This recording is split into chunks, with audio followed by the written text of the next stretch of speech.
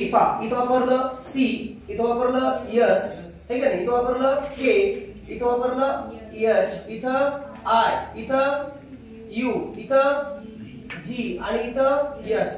बघा व्यंजनासाठी पुढचं अक्षर वापरलं आणि स्वरासाठी एक सोडून अक्षर वापरलं. पहा बी सी, पहा काय वापरलं B C, R S, I स्वर आहे म्हणून एक सोडून, G H, H I, T U, U E स्वर आहे म्हणून काय वापरलं जी. मग तसंच एफ, एफ आय ला व्यंजन आहे मग एफ च्या पुढचं अक्षर कोणतं जी. आय स्वर आहे, आय च्या नंतर एक सोडून कोणतं के, आय च्या नंतर काय के. परत G H, H I, T U, E स्वर आहे म्हणून ई नंतर एक सोडून काय जी. आर यस, म्हणजे उत्तर आलं G K H I U G yes असं उत्तर आलं. बरोबर.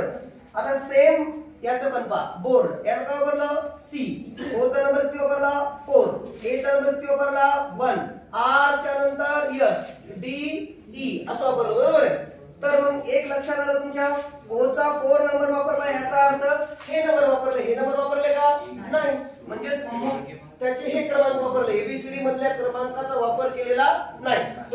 आता लक्ष द्या. मग इथं आपण सेम करू. बघा इथं समोर अक्षर वापरलं, व्यंजनासाठी पुढचं अक्षर आणि स्वरासाठी त्याचा क्रमांक वापरला. मग एस च्या पुढचं अक्षर कोणतं टी, एम च्या पुढचं अक्षर कोणतं एन, ए चा नंबर किती 1, आर एस आणि टी यू, म्हणजे उत्तर काय आलं T N 1 S U. Okay.